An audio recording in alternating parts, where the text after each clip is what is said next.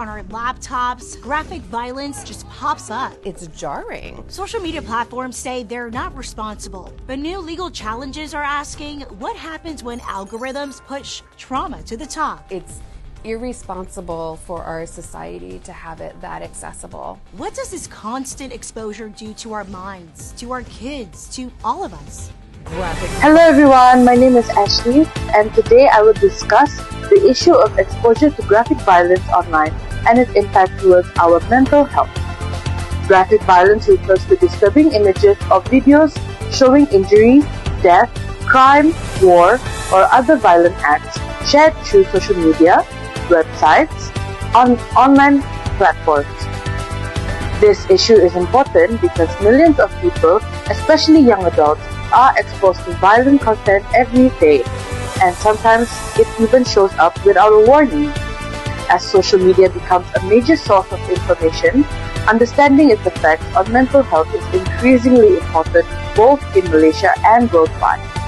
The recent tragic incident in Norton where the high school student was hit by a school bus, it's being reported students were Snapchatting and taking photos while the crime scene was unfolding. And that got the Now's Lauren Wilson thinking about the exposure social media presents and how concerned we should be about what we see.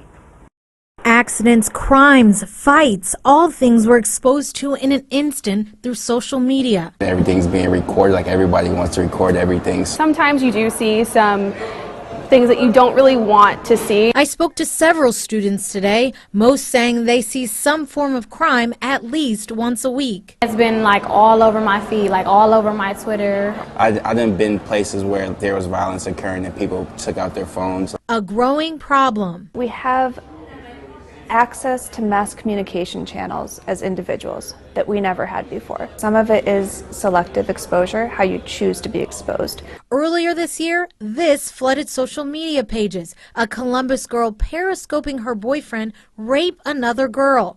And then this, Baton Rouge police who shot and killed Alton Sterling. All this playing out for kids to watch. They're not trained journalists. Social media platforms allow graphic content to spread quickly. Users can encounter violent videos through news, reposts, and viral content. Research shows that repeated exposure to graphic violence can lead to anxiety, fear, stress, and emotional distress. Some individuals may experience symptoms similar to trauma despite not being directly involved in the violent event. During conflicts and disasters, graphic footage is often widely shared online. Studies have found that constant viewing of such content can negatively affect psychological well-being and increase feelings of helplessness. While in Malaysia, violent incidents shared on social media often attract widespread attention.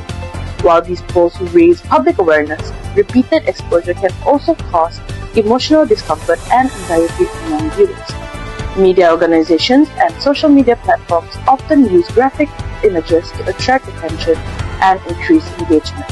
However, this raises of ethical concerns regarding the impact on audiences, particularly young users. Based on my observation, graphic violence is frequently shared on platforms such as TikTok, X, Instagram, and Facebook. Many users post violent videos before content warnings are added. I have noticed that some people become emotionally affected after watching such content, while others appear desensitized and treat violence as normal entertainment.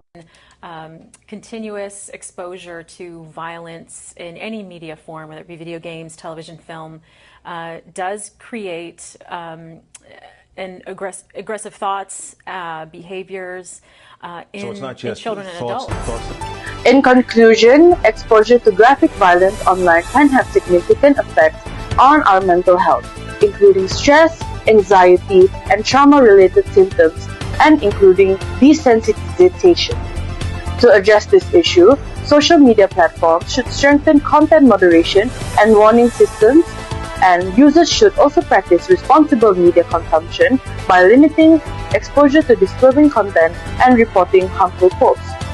By increasing awareness and promoting digital responsibility, we can create a safer online environment for everyone.